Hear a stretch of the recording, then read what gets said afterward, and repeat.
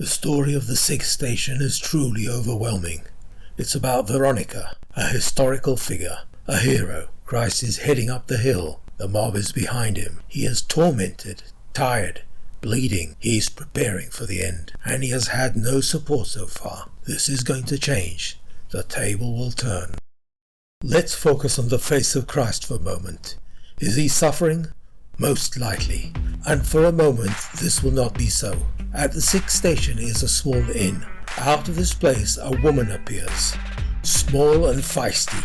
The procession is going up the narrow alley. Christ is leading. The two thieves are following close, but he cannot go any further. The path is blocked by this woman. Stay with me. It's getting better. The Roman soldiers are well trained, but not for this. They look at the woman. They look at each other. They need to consult with someone down the line. Everyone is at full halt. She is clinging on to Christ, and suddenly, without warning, she unveils herself. This has never been done in public in those parts. Her face shines like the sun. Her eyes are on fire. She is wiping the face of Christ with her veil. All this might have taken less than a minute. The soldiers are dumbstruck. They are instructed to remove her and keep their path. That is easier said than done. She is clingy. She is strong. She is brave. Not brave as a form of stupidity. She knows what she's doing. She's passively resisting oppression. All this might have taken less than a minute.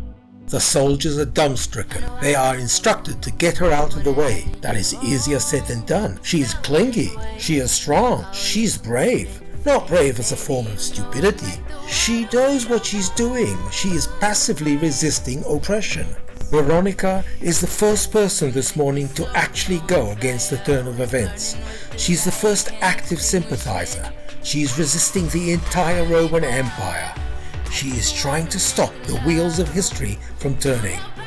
She has her foot in the door. It takes a while, but eventually she is torn off the face of Christ.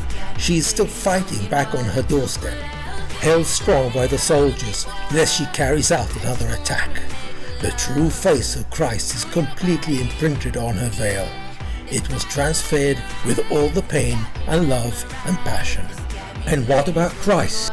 Has he lost some of his pain?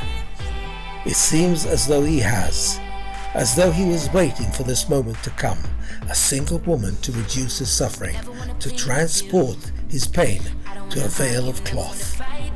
She is clutching onto her veil, still not realizing the magnitude of her deed, still unaware of the true relic she is holding.